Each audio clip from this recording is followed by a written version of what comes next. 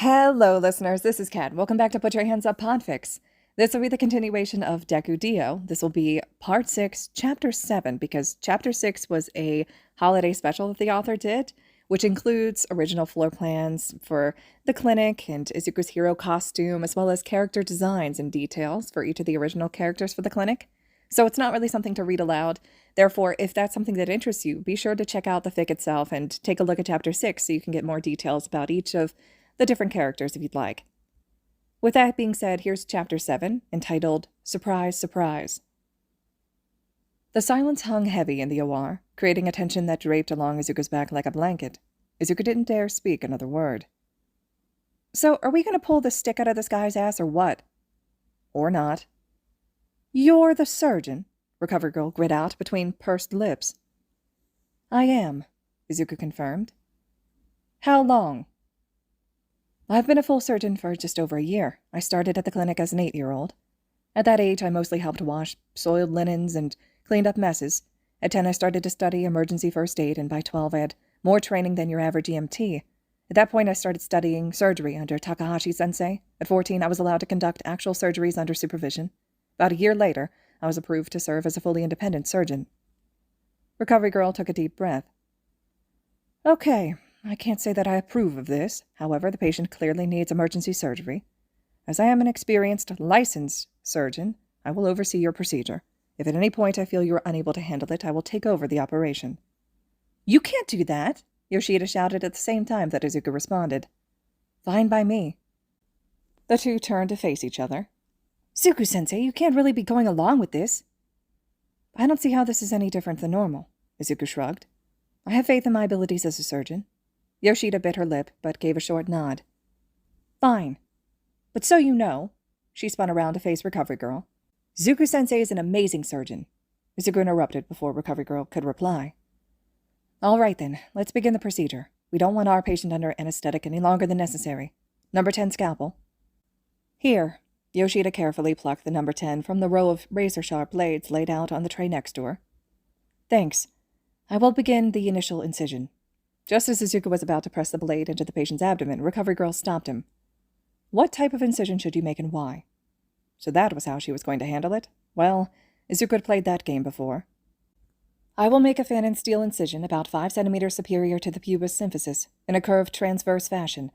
This will allow me access to the patient's pelvic cavity, where the candle is currently lodged. Recovery Girl let out a short hum. And what is the greatest risk of this incision? The potential to accidentally perforate the bladder, Izuku answered promptly. Very well, proceed. Izuku nodded and pressed the edge of the scalpel laterally to the space between the patient's stomach and genitals. Steadily, he pressed down and cut a slightly curved line about 8 centimeters long. Retractor, Izuku commanded. Gotcha, boss. Yoshida passed a wide, malleable retractor, which Izuku inserted between the patient's bladder and the joint connecting their left and right pelvic bones. What is the next step? Recovery Girl crossed her arms. I will deepen the incision using electrocautery until I reach the superior border of the joint. I will then use my fingers to manually expand the dissection laterally along the superior pubic rami in both directions. On that note, I would like the cautery pen, please. Yoshida silently handed the pen to Izuku, who immediately began to deepen the incision. And next, Izuku cut Recovery Girl off.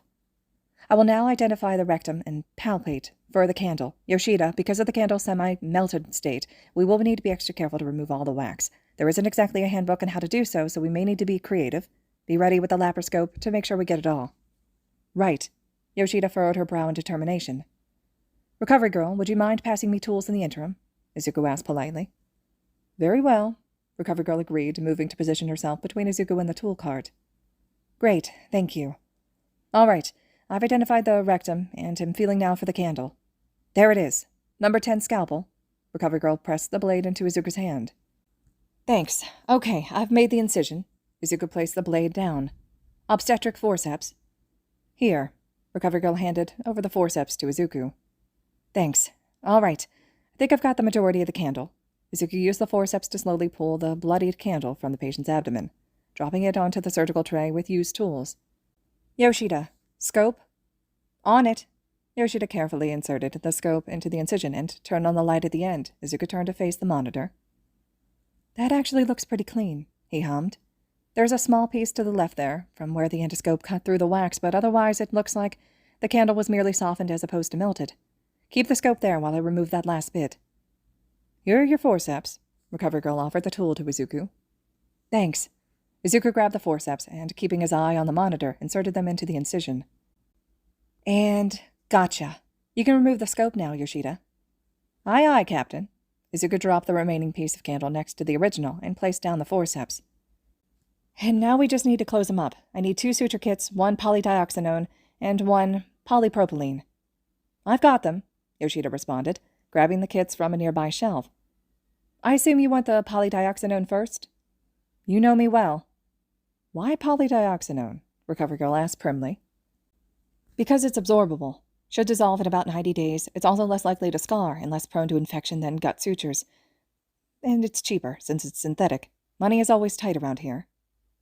And the polypropylene? Since the initial incision of the abdominal wall is a simple incision wound, we should use a monofilament, non-absorbable suture, either polypropylene or nylon.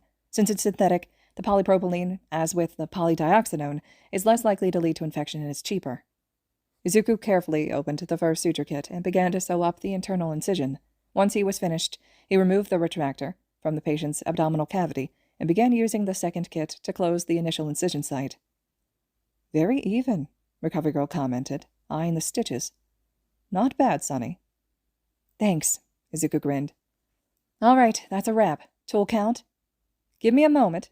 Yoshida began counting tools on her fingers. All accounted for. Great, then let's page Mari-san to take our patient to recovery and wean him off his anesthetic. Yoshida. Clean up, I know, she groaned. You always leave me with your messes. You love me anyways, Izuku teased. I love this job. Yoshida scrunched up her nose. Heaven knows why. At least I get to blast K-pop while cleaning. Benefits of being the OR nurse, Izuku grinned. Recovery Girl, let's clean up, and we can chat on my break. We don't have a break room, but we can go to the internet cafe across the street for some privacy. Very well, Recovery Girl agreed. We most certainly have a lot to discuss. Izuku carried 2 cups of steaming instant noodles to the small table where Recovery Girl was seated. Here you go. Izuku passed the pink seafood-flavored cup over to her. You know this stuff is terrible for you. What can I say? I'm a doctor. We're the worst at taking care of our own health, and we make terrible patients. You can say that again, Sonny, Recovery Girl chuckled. You are one of the worst patients I've ever had. I'll take that as a compliment, Izuku smirked, taking a large slurp of his spicy chicken ramen. You should. You may be a pain in my neck, but you're a good doctor, Recovery Girl said softly. Don't get me wrong. I do not approve of an unlicensed child, and don't interrupt me, you are a child, conducting unsupervised surgeries. If it wasn't for the fact that there seems to be literally nobody else able or willing to do the work, I'd remove you immediately. However, you were competent and careful. And I suppose it's better that it's you as opposed to some random kid I'm not able to teach or keep an eye on. That's fair, Izuku sighed. If it helps, I've done a lot of surgeries. Some of them have been incredibly high risk and difficult. I mean, I did a craniotomy yesterday. I've successfully performed a thoracic aortic dissection repair. Sure, I've lost patients on the table before. Everyone has. Some of them may have lived if they had access to a more experienced surgeon. I know that. However, I have never lost a patient to avoidable medical error. Trust me, if my patients were able to access a licensed surgeon, they would. Unfortunately, I'm what the clinic can get, so all I can do is my best. That's all anyone can ask from you. Recovery Girl put down her cup noodles with a sigh. I may disapprove, but even I can recognize that you are doing good work here. Thank you, Izuku replied softly. So that's why we'll just have to continue to train you up, dearie. Recovery Girl offered Izuku a warm smile. I'm going to recommend you to take the National Preliminary Examination for Medical Practitioners as part of your Provisional Hero Licensing exam. You will then undergo a 1-year practical training apprenticeship with me, which will consist of my supervision of your normal clinic duties, after which you should be eligible to take the National Licensing exam. You would then be required to complete a 2-year residency, which again would just mean 2 additional years at the clinic. Izuku spit out his noodles. What? Seriously? I thought you had to be a foreign licensed practitioner to take the preliminary exam. There's a little-known clause that lets certain medical practitioners, those who have received the necessary qualifications from the Japanese Ministry of Education to be allowed to take apprentices, recommend their apprentices for the preliminary exam. I happen to have these qualifications. You wouldn't be the first apprentice I sent through the exam." "Oh, wow. Okay, then." Izuku blinked slowly. "Natsuo-kun is going to be beyond jealous." "Todoroki?" "He's currently slogging through his second year of medical school." "So I'm guessing none of the clinic doctors are licensed, then?" "The day shift attending is a licensed veterinarian, if that counts." "You know what? I'll take it," Recovery Girl chuckled. "We should be getting back to the clinic. I still have most of a shift to observe. Now you better prepare properly for your exam next week. There's only so much you'll know from practice." "Shit," Izuku cursed. "What are the odds that exam covers biophysics?" Recovery Girl just smiled. The next morning saw Izuku bent over his desk in 1A, scribbling frantically into a study guide which Recovery Girl had printed for him. A pile of Natsuo's biophysics books were balanced precariously beside him. "Oh, man," Natsuo had laughed uproariously upon Izuku's explanation. "Good luck with that. Let me know if you need a tutor, Kohai-kun." Izuku finished his question and moved on to the next one. 5. Your brain consumes about 22 watts of power, and avocados have been shown to promote brain health. If each avocado contains 310 calories, and your brain was powered entirely by the energy from the avocados, how many must you eat each day? "This is stupid," Izuku moaned, slamming his head against the desk. "Who powers their brain entirely by avocados? It wouldn't even work." "Ooh, are we talking about avocados? Avocado sushi is my favorite. Do you think Lunch Rush would make me some for today?" Uraraka's cheerful voice interrupted Izuku's griping. "Right." Izuku lifted his head just enough to see his friend. "It wouldn't be my choice right now." "Anyways, we have ultimate move training today. You should eat something with adequate protein," Ida tacked on sternly. Yeah, I guess that's true." Uraraka placed a finger on her chin. "But avocado sushi is so yummy. Maybe if I order tuna with it." That was right. Izuku still had to come up with 2 special moves in addition to studying for both his heroics and medical provisional exams. "Have you guys come up with any move ideas yet? Aside from your receiver burst, of course, Ida-kun," Izuku asked. "I'm not sure," Ida replied. "My family has a move passed down through generations, which I'm hoping to replicate, but I haven't quite figured out if I'm physically ready for it yet." "That's fair," Uraraka commented. "I've been experimenting with combining the martial arts skills I learned on my internship with my quirk. How about you, Deku-kun?" "Well, I've decided to switch to a kick-based fight style to protect my hands, but I wouldn't really call it a special move. Maybe something which has long-distance attack power? I'm not really sure yet." "That's okay," Uraraka grinned. "We just have to keep playing around with it until something clicks. We still have some time to figure it out." "That's true," Izuku hummed in agreement. "I should probably take a break from studying for the written exam anyways, and head over to the TDL for some extra training. You guys interested in coming?" "Thank you very much for your offer," Ida bowed stiffly. "However, I have a prior engagement concerning my costume in the support department." "No worries. Uraraka?"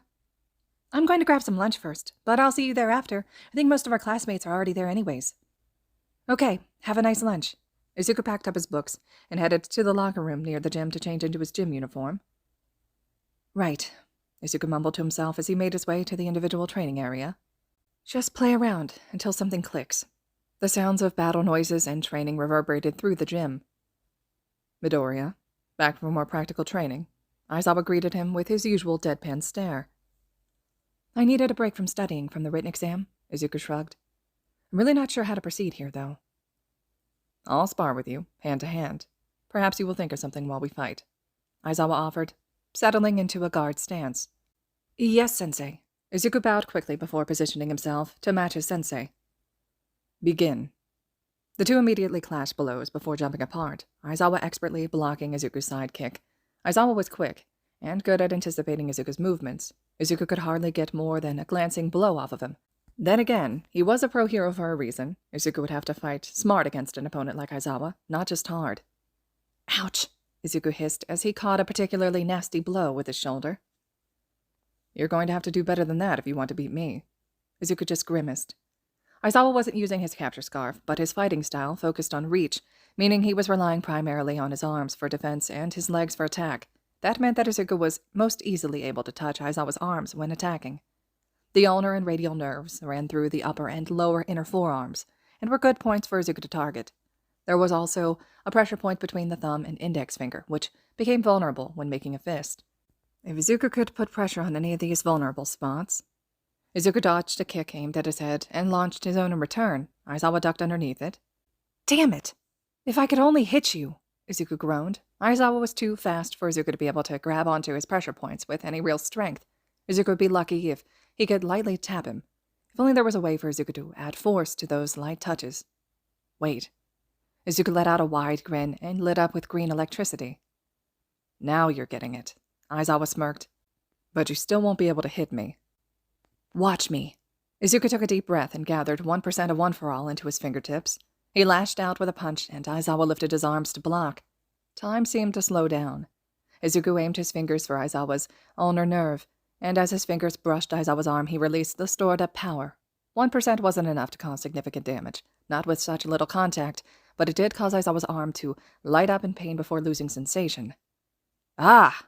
Aizawa shouted, jumping back and grasping his arm with his other hand. What the fuck, problem child? I aimed for your ulnar nerve and released 1% of my quirk when I touched it. I didn't put enough power to cause permanent damage. You should have full use of your arm back in a minute or two. Aizawa took a calming breath. Right. And you just happened to know where to hit. I had an anatomy phase as a kid. Izuku shrugged. It wasn't even a lie. There are dozens of major nerves and pressure points on the body which I can target. And look, the power buildup was so minimal that it didn't even strain my fingers. The fingers on Aizawa's injured hand started to twitch.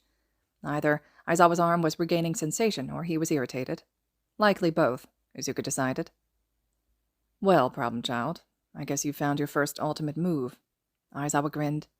You won't get me with it again. We'll see, Izuku smirked. You don't even know where you need to protect. What will you call it? I mean, I'm not planning on shouting its name in battle or anything, but what about numbing touch? Sounds about right, Aizawa agreed, flexing his hand. Now, let's keep sparring. I want this to be second nature to you by the end of the day. Izuku made his way toward Recovery Girl's office, hair still dripping from his post-training shower. Ah, there you are, Sonny, Recovery Girl greeted warmly as he entered.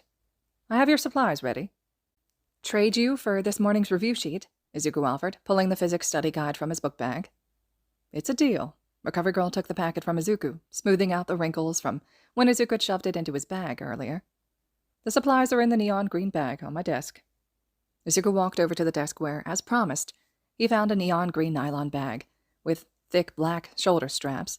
Izuku unzipped the bag, eyes widening at its contents.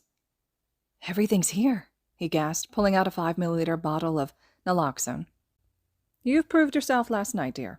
I trust you not to misuse the equipment I've given you. Of course, you'll have to wait for the oxygenator from Power Loader, but there's an ambu bag in there which should be an adequate substitute in the interim. I can't thank you enough, Izuku said earnestly. Like I've said, you earned it, Sonny. You also did fairly well on the physics sheet. You missed 2 questions, but overall not too bad. Recovery Girl looked up from where she was grading Izuku's work. That's good. Keep studying and you'll do fine on the exam. You won't get a perfect score, but you'll pass, and that's all that matters. Right. Izuku winced. He couldn't remember the last time he'd gotten less than an 85% on any test. I just need to pass. Do you have another shift tonight? I still need to see you successfully intubate a patient and perform a needle thoracostomy before I can issue your emergency medicine certification.